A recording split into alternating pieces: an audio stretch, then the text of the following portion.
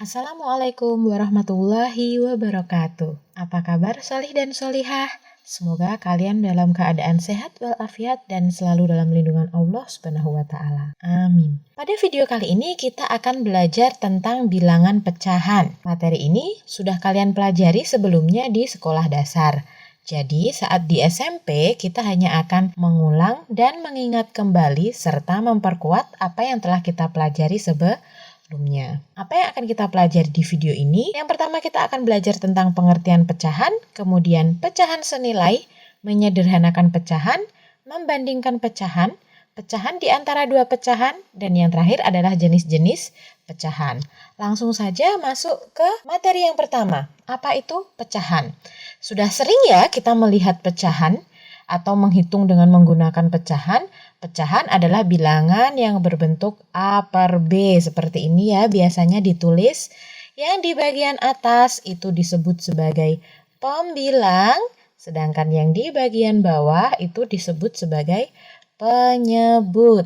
Di mana baik pembilang maupun penyebut itu dua-duanya harus bilangan bulat. Dan B-nya, penyebutnya itu tidak boleh sama dengan 0.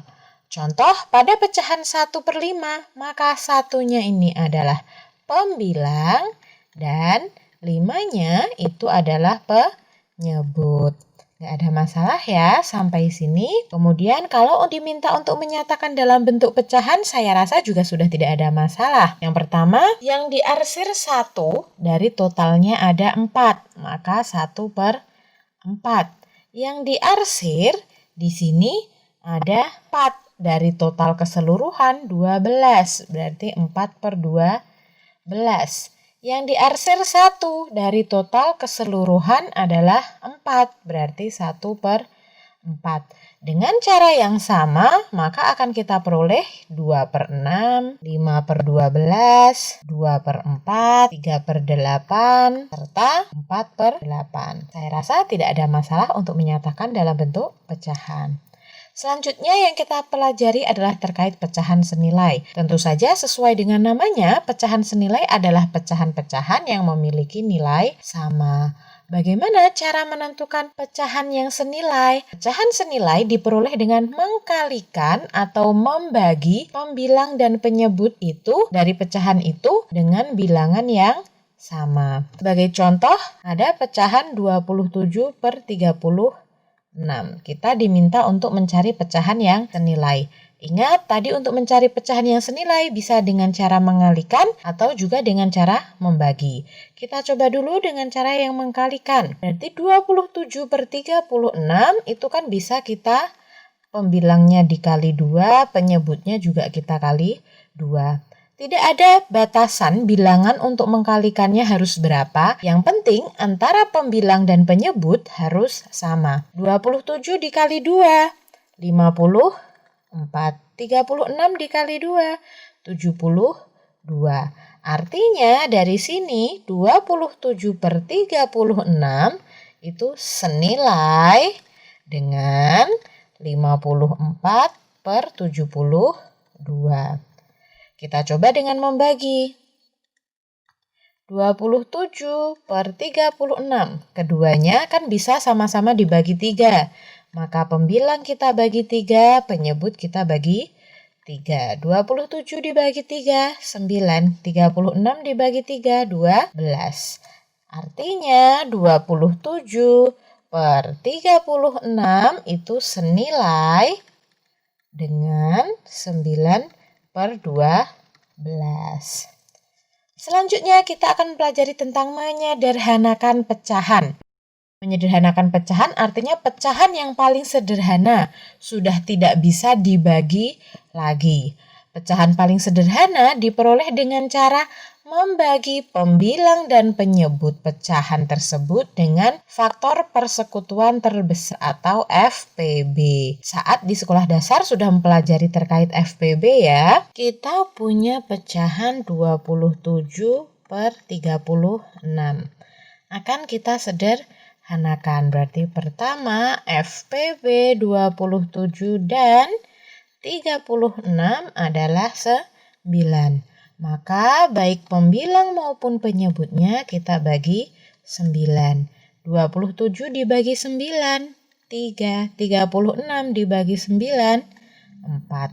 Jadi bentuk sederhana dari 27/36 adalah 3/4. Ada cara lain dalam menyederhanakan pecahan, yaitu dengan cara dibagi terus sampai tidak bisa dibagi lagi. Contohnya masih sama, 27/36. Sama-sama bisa dibagi 3, berarti yang pembilang kita bagi 3, penyebut kita bagi 3. 27 bagi 3, 9. 36 bagi 3, 12. Apakah masih bisa dibagi? Masih bisa. Sama-sama dibagi 3. 9 dibagi 3, 3. 12 dibagi 3, 4. 3 dan 4 sudah tidak bisa dibagi lagi. Jadi bentuk sederhananya adalah 3/4. Hasilnya sama. Jadi kalian bisa menghitung dengan cara membagi dengan FPB atau dengan cara dibagi terus sampai tidak bisa dibagi lagi. Selanjutnya adalah terkait membandingkan pecahan. Apakah pecahan itu bernilai lebih kecil atau lebih besar? Ada dua tipe dari pecahan yang akan dibandingkan. Yang pertama, itu kedua pecahannya memiliki penyebut sama. Kalau penyebutnya sudah sama, maka cukup perhatikan pembilangnya saja. Sebagai contoh 2/4 dan 3/4. Penyebutnya kan sudah sama, 4. Maka kita perhatikan pembilangnya saja, 2 dan 3. Mana yang lebih besar? 3 lebih besar. Maka 2/4 kurang dari 3/4. Penyebutnya sudah sama-sama 5, maka kita perhatikan pembilangnya saja, 6 dan 4, mana yang lebih besar? 6 lebih besar, maka 6/5 lebih dari 4/5. Tipe yang kedua adalah kalau penyebutnya tidak sama. Kalau penyebutnya tidak sama, maka disamakan penyebutnya dengan menggunakan KPK. Sudah dipelajari juga saat di sekolah dasar. Contoh 2/3 dengan 1/5, penyebutnya berbeda. Maka kita samakan dulu penyebutnya. KPK dari 3 dan 5. KPK dari 3 dan 5 berapa? 15. Maka 2/3 kita samakan penyebutnya dengan 1/5 menjadi 1/15. 3 agar menjadi 15 kan dikali 5. Maka 2 juga harus dikali 5. Maka menjadi 10. 5 agar menjadi 15 kan dikali 3. Maka 1 juga harus dikali 3. Maka hasilnya 3. Penyebutnya sudah sama 15. Berarti tinggal kita lihat pembilangnya. 10 dan 3 lebih besar mana? Lebih besar 10. Maka 10/15 lebih besar dari 3/15. Atau artinya 2/3 lebih besar dari 1/5. Jadi kalau penyebutnya tidak sama, kalian samakan penyebutnya dulu dengan KPK. Ada cara cepat untuk membandingkan dua pecahan yang penyebutnya berbeda. Seperti tadi 2/3 dan 1/5.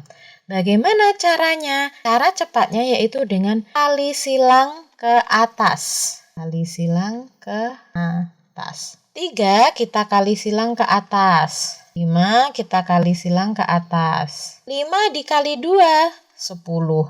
3 dikali 1, 3. 10 dan 3 lebih besar mana? Lebih besar 10.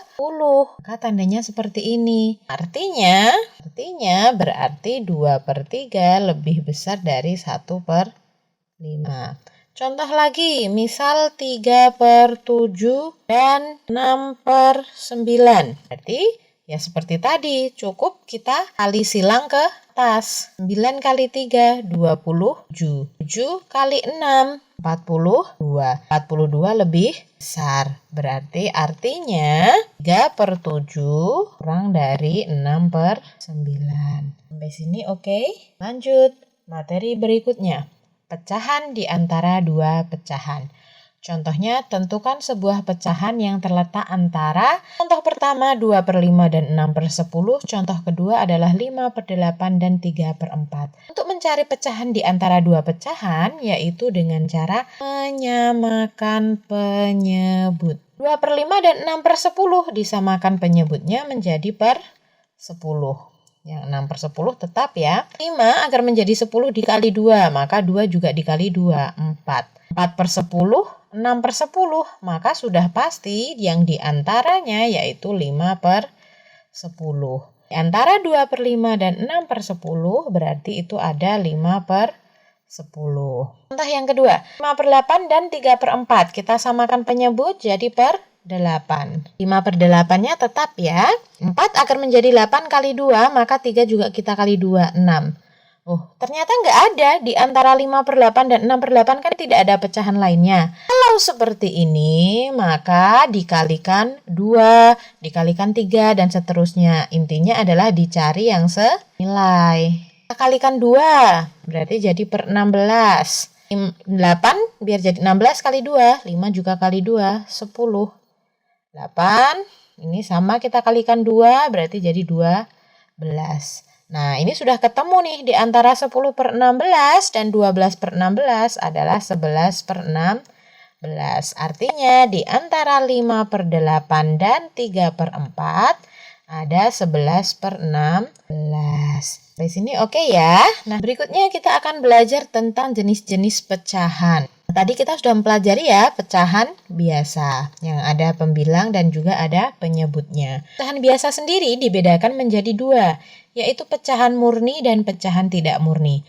Pecahan murni itu pembilangnya kurang dari penyebut. Contoh 2 per 3, 5 per 8, 6 per 2 per 13. Jadi intinya yang atas itu lebih kecil daripada yang bawah. Ini disebut dengan pecahan murni. Pecahan tidak murni itu adalah ketika pembilangnya lebih dari penyebut. Contoh 6 per 4, 5 per 3, 21 per 10. Jadi yang atas lebih besar daripada yang bawah. Kemudian ada juga yang sudah familiar yaitu pecahan campuran. Pecahan campuran dinyatakan dalam bentuk bilangan bulat dan pecahan murni. Contoh 3, 5 per 6. 2, 1 per 7. Jadi ada bilangan bulatnya, ini bilangan bulat, kemudian juga ada pecahan murni. Bilangan bulat, pecahan murni. Kemudian jenis yang keempat adalah pecahan desimal. Pecahan desimal, pecahan dengan penyebut 10, 100, 1000, dan seterusnya dan dinyatakan dengan tanda koma. Contoh 0,25, 0,01 dan seterusnya. Kalian juga sudah familiar dengan pecahan desimal. Selanjutnya adalah persen atau per 100. Pecahan dengan penyebut 100. Misal 3 per 100. Nah, kalau ada penyebutnya 100 itu dilambangkan dengan tanda persen. Berarti 3%. Berikutnya adalah per mil atau per 1000. Pecahan dengan penyebutnya 1000. Contoh misal 12 per 1000. Nah, kalau ada penyebutnya 1000 dilambangkan dengan tanda per mil seperti itu. Berarti ini adalah 12 per mil. Selanjutnya adalah bagaimana cara mengubah bentuk pecahan. Tadi kan ada pecahan biasa, pecahan campuran, desimal, persen. Bagaimana cara mengubah bentuk pecahan. Yang pertama, pecahan biasa dan desimal. Saya rasa sebenarnya untuk mengubah bentuk pecahan juga tidak ada masalah karena ini juga sudah pernah dipelajari saat di sekolah dasar. Pecahan biasa dan desimal. Yang pertama dari pecahan biasa ke desimal. Contoh misal punya 4 per 5. Untuk mengubah ke pecahan ke desimal itu ada 2 cara. Yang pertama adalah dengan mengubah penyebutnya. Jadi kan desimal itu kan penyebutnya ada 10, 100, 1000, dan seterusnya. Maka penyebutnya juga kita ubah. Misal jadi per 10. 5 biar jadi 10 itu dikali 2. Maka 4 juga harus dikali 2. Berarti jadi 8 per 10. Karena 10 nolnya cuma 1, maka satu angka di belakang koma, 0,8. Ini cara yang pertama. Cara yang kedua untuk mengubah pecahan ke desimal langsung saja dibagi 4 dibagi 5. Karena 4 tidak bisa dibagi 5, kita tambah 0 di sini, tapi di atas di hasil kita beri 0, 40 dibagi 5, 8. 8 kali 5, 40 dikurangi 0. Hasilnya sama. Jadi boleh dengan cara mengubah penyebutnya menjadi per 10, per 100, per 1000, dan seterusnya, atau bisa langsung dibagi. Sedangkan kalau untuk mengubah dari desimal ke pecahan, contohnya misal 0,25. 0,25, ada dua angka di belakang koma. Kalau ada dua angka di belakang koma, sudah pasti dia per 100. Berarti 25 per 100. Kemudian kita sederhanakan. Ingat tadi pada bagian menyederhanakan pecahan. 25 dan 100, FPB-nya adalah 25. Berarti sama-sama kita bagi 25. 25 bagi 25, 1. 100 bagi 25 adalah 4. Ini adalah contoh pertama. Kemudian contoh kedua, misal ada 0,3. Ya sudah, satu angka di belakang koma, berarti sudah pasti 10. 3 per 10. Sudah tidak bisa disederhanakan. Berikutnya, kalau mengubah dari pecahan biasa ke persen dan sebaliknya dari persen ke pecahan. Oke, untuk yang contoh pertama dari pecahan ke persen, misal kita punya pecahan 3 per 8. Ingat, persen tadi adalah per 100.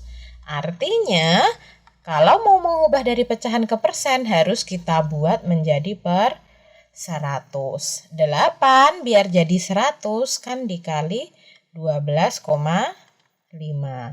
Maka 3 juga kita harus dikalikan 12,5 diperoleh 37,5.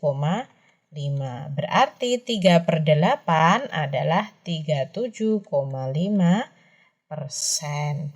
Sedangkan kalau mengubah dari persen ke pecahan, misal kita punya 45%, ingat ini tadi lambang atau simbol untuk per 100, berarti 45 per 100. Tinggal kita sederhanakan 45 dan 100, berarti sama-sama dibagi 5. 45 dibagi 5, 9, 100 bagi 5, 20. Sudah tidak bisa disederhanakan. Kemudian yang terakhir yaitu mengubah dari pecahan biasa, pecahan campuran ataupun sebaliknya dari pecahan campuran ke pecahan biasa. Pertama dari pecahan biasa ke pecahan campuran, misal punya contoh 16 per 5. Nah, kalau mau mengubah dari pecahan biasa ke campuran, itu kita bagi biasa. 16 dibagi 5. 3 ya, 15. Nah, sisa 1. Nah, berarti ini kalau dituliskan ke pecahan campuran, hasil baginya itu menjadi bilangan bulatnya 3. Kemudian tuliskan sisanya dibagi penyebutnya sama dengan yang tadi. Berarti 3, 1 per 5. Sedangkan kalau dari pecahan campuran ke pecahan biasa, misal ada contoh 2, 3 per 7. Maka cara mengubahnya ini kita kali, lalu kemudian kita tambah. Berarti ini kan menjadi kali kemudian tambah. Berarti 7 kali 2 tambah 3. Penyebutnya tentu saja sama. 7 kali 2, 14 tambah 3, 17. 17 per 7. Contoh pertama. Contoh yang kedua, misal ada 4, 2 per 5. Sama seperti tadi, kali kemudian tambah. Jadi kan menjadi 5 kali 4 ditambah 2. Nyebutnya sama. 5 kali 4, 20 tambah 2. 22 per 5. Selamat belajar. Semoga apa yang kalian pelajari melalui video ini bermanfaat dan kalian pahami dengan baik. Sekian, niatkan untuk ibadah. Semoga Allah meridhoi kita semua. Jangan lupa klik tombol subscribe dan nyalakan lonceng pemberitahuan agar kalian tidak tertinggal video pembelajaran terbaru. Wassalamualaikum warahmatullahi wabarakatuh.